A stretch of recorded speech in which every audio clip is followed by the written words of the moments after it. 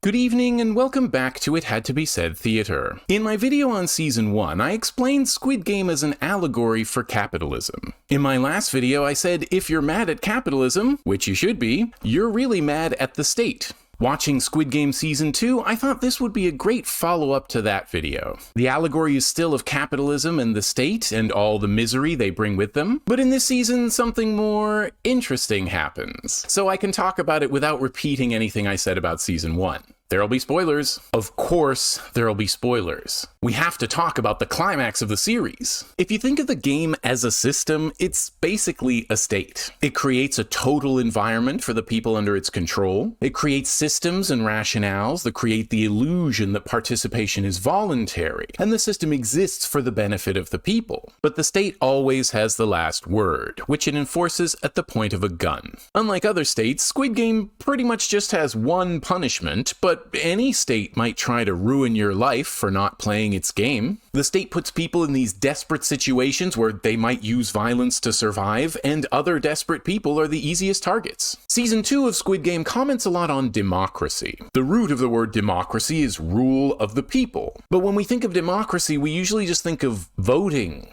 as if voting meant the people were in charge and got what they wanted. But it doesn't mean that. It's never meant that. Letting us have what we want would mean the end of slavery, poverty, war, and the criminalization of everything. And yet so-called democratic states are responsible for all those things. The people affected don't get a say. That's the world the players are coming from. You can talk all day about voluntarily choosing to participate in Squid Game, but the decision to play and every decision of whether or not to keep playing takes place in this involuntary system called the state. The state systematically impoverishes millions of people, driving some of them to gamble on loans they can't afford to pay back. Someone who enters Squid Game is facing questions like, would they rather die at the hands of loan sharks or creepy PlayStation minions? Would they rather meet their end in Squid Game or on the street? At least the game offers much better odds of getting out of debt. I think Gi-hun, our hero, is right to want to bring down the game, but I also think In-ho, the frontman, is right that the real problem is the wider system pushing so many people to the game.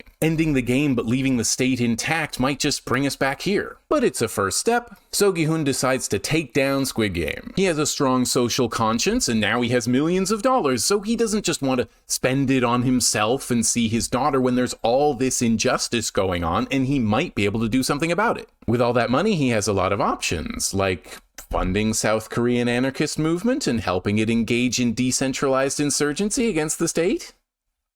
Maybe that's what Season 3 is about. Gi-hun decides to rejoin the game and destroy it from inside. Usually I would counsel that strategy doesn't work.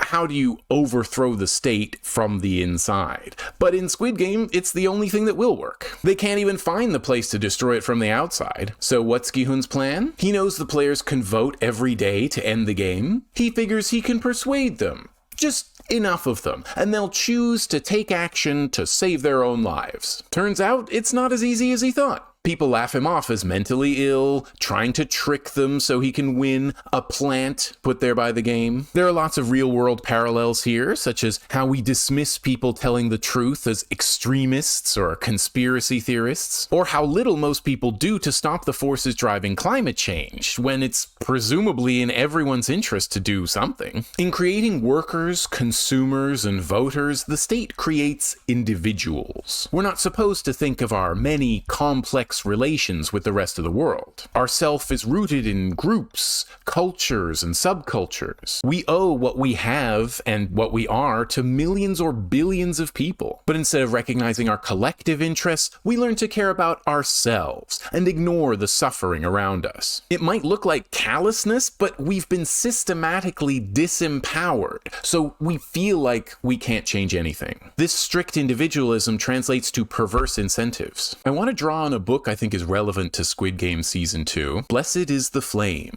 about resistance in Nazi concentration camps. While the Squid Game mini-state is really different from the Nazi camps, this book can teach us a lot about desperate situations that applies to the game. By creating conditions that demanded brute self-interest, where groups and individuals were pitted against each other for scraps of privilege like food, where the pain of isolation was preferable to the weight of empathy, the Nazis were able to preclude the capacity for solidarity. solidarity, and thus the capacity for much resistance. Existing concentration camp prisoners expressed resentment toward new prisoners for the space they occupied, the food they consumed, and the hopelessness they represented. The logic of Squid Game similarly plays prisoners off each other. They're all considering leaving the game, but only if they have enough money to make it worthwhile. They get more when other players die. Your death is my reward. This is the same calculation made by people who believe their wages will go up if the state deports people. Let's talk about voting. Some people found all the voting in this season boring, but it sets up the game as a modern democratic state holding elections. Squid Game is a democracy. Not a real democracy, of course. Just another state that creates the illusion of democracy by letting people vote for one of a very small number of options provided for them. But the thing about the word democracy is it shifts the blame to the voters. If the system is democratic, whatever it does, it's not the fault of the state or the people who own everything. It's our fault. It's a great way to divide us against ourselves and divert our attention from what the most powerful people are doing. Whatever they do, it must be our fault for voting wrong. The votes in Squid Game reveal the weaknesses of voting as a way of representing the popular will. It takes place under very artificial conditions. Most choices in life aren't binary, but this one is. The question being asked and the options to select from are decided by authority. And there are no other questions or options. Most choices you make in life are about yourself. You don't usually have the power to decide what happens to more than a handful of other people, except when the state gets involved. Now everyone decides for everyone else, a majority can compel a minority to follow their decisions, and voters can blame each other for whatever happens. Also, your vote is public. Not only does everyone see you vote, the game brands you with a patch that says how you voted.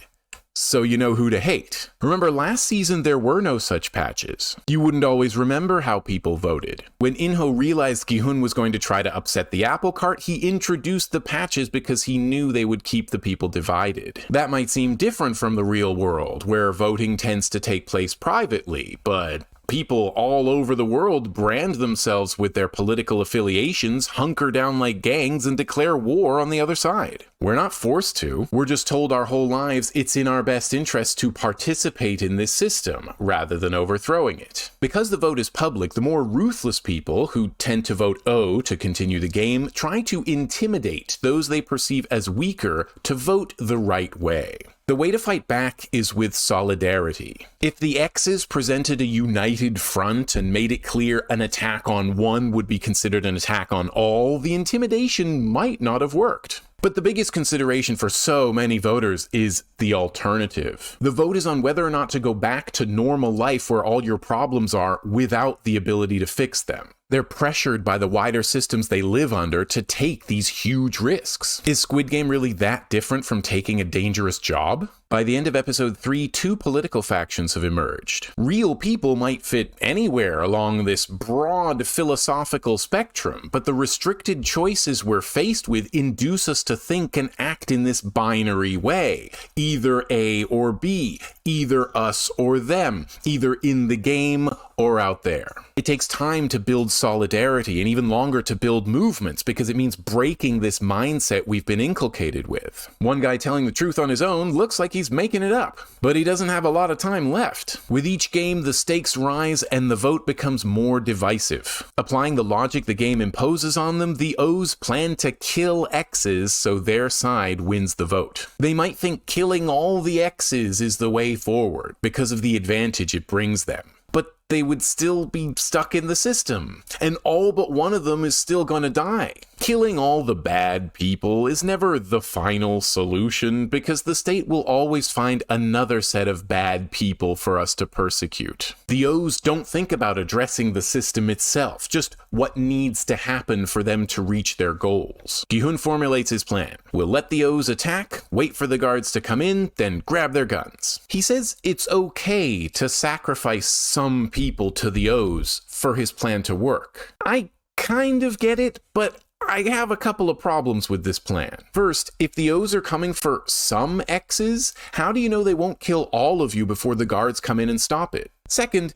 Did those people have to die to enact the plan? Gi-hun still hasn't quite learned the value of solidarity. When you start breaking people off as acceptable sacrifices to a bloodthirsty mob, there will be fewer people to stick up for you when the mob comes for you next. Couldn't the X's have united and found a way to survive? Couldn't they have laid traps or made a preemptive strike? Maybe there's a way to use the other side's deaths to enact your plan. But at least Gi-hun has his eyes on the big picture. How could he even think of fighting this system?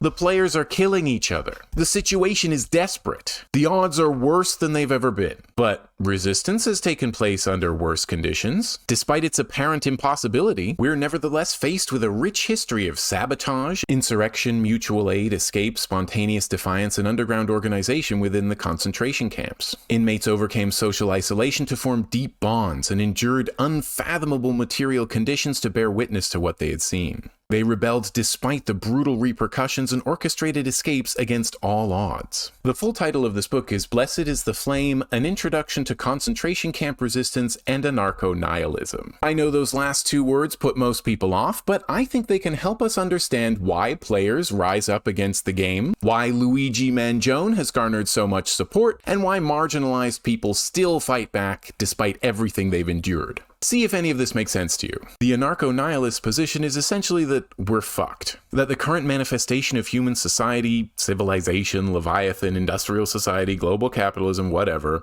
is beyond salvation, and so our response to it should be one of unmitigated hostility. There are no demands to be made, no utopic visions to be upheld, no political programs to be followed. The path of resistance is one of pure negation. In short, that conditions in the social organization are so bad as to make destruction desirable for its own sake, independent of any constructive program or possibility. It's a stance you might take when your enemy is so oppressive your only choice is whether to die on your enemy's terms or your own. It's seeing no hope in the current system and waging war on it. Gi-hun doesn't want to reason with the game, to reform it, or to coexist with it. He wants to negate it, to destroy it, so no one else has to suffer through it. He rejects its ideology, its methods, its existence. He doesn't have a plan for what should replace it, because nothing should replace it. Anarcho-nihilists criticize formal organization. I think there's room for all kinds of organization in and out of state-controlled spaces, which is why I've talked about it in other videos. But that includes more than just orgs. If we're waiting for everyone else to get on board with liberation, we'll be waiting forever. Sometimes we need spontaneous uprising. For all those of us who've witnessed our own resistance networks stifled by state surveillance, interpersonal conflict, hopelessness, and the material strain of keeping food on the table, the concentration camps provide proof that even in the most overwhelming situations, people can still find creative and sustained ways to fight back.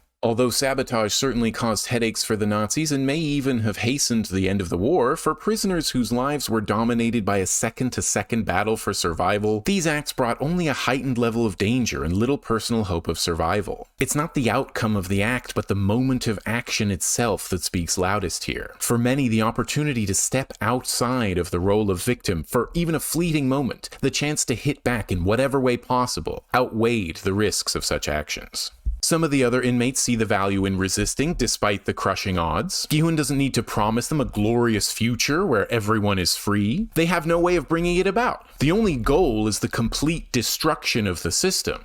To be immersed in a social order as violent and controlling as Nazi Germany warranted a reaction of absolute hostility. Attacks aimed at every level of society. Pure negation. So too does anarcho-nihilism understand the existing order of today as without potential for a positive agenda. Whatever we build within its bounds will be co-opted, destroyed, or turned against us. We understand that only when all that remains of the dominant techno-industrial capitalist system is smoldering ruins is it feasible to ask, what next? So the players rise up, grab some guns, and make their way to the control room. Once they disarm the guards, they don't need to take revenge on the O's. The guy who wants revenge says they're not human, just greedy vermin, but that's the effect of the game. They're not naturally, inherently, inescapably evil. They're thrown into a bucket where the only way out is by stepping on the heads of the other crabs. I would think two of the dominant emotions during Squid Game are terror and murderous ambition. Even winning a game just means surviving another day. But in this moment of rebellion, the players find the joy of liberation. They experience a shattering of identity and law, the process that momentarily sets us free from our fear of death, and which manifests as a blissful enjoyment of the present. It's the spirit that perhaps allows many of us to lead lives of resistance in absolutely overwhelming circumstances. It's the visceral experience of negation as ecstatic liberation. Or, as the cat puts it, it's better to live 1 hour as a tiger than a whole lifetime as a worm. Each of these moments reflects a shattering of illusion, a fierce visceral reaction to oppression, a desperate act in a totally hopeless situation. Liberation in these moments was not necessarily a material gain, but a fleeting lived experience, an existential reorientation from a relationship of domination to one of recalcitrance. In the end, the Squid Uprising is unsuccessful. Did it ever have a chance of succeeding? Sure. For example, one reason they failed was they were infiltrated. If you have an organization that the police or whoever are aware of that could pose any kind of threat to the state, they will try to infiltrate it. What if Gi-hun had assumed they would be infiltrated and had taken steps to avoid it? Maybe they should have organized in secret, just among those they could trust. But then, how do you know who to trust in a place like this? But also, what if Daeho had made it back with the ammunition? What if there had been fewer guards? What if they had started their uprising earlier, when there were more people alive and they outnumbered the guards? What if they had exploited divisions among the guards? Success or failure is rarely preordained, but maybe the question is less important than the act itself. We can celebrate the failures of resistance because in them we find a sort of resiliency and substance that may serve us better in our current situations than mere stories of triumph. To be clear, victory would be great. We want Gi-hun to succeed at his goal of ending Squid Game, but we can see him fail and still remember that fighting back is always an option. We just need to remember the other lesson taught by concentration camp resistors and the Squid Uprising and put succinctly by Malcolm X. The price of freedom is death.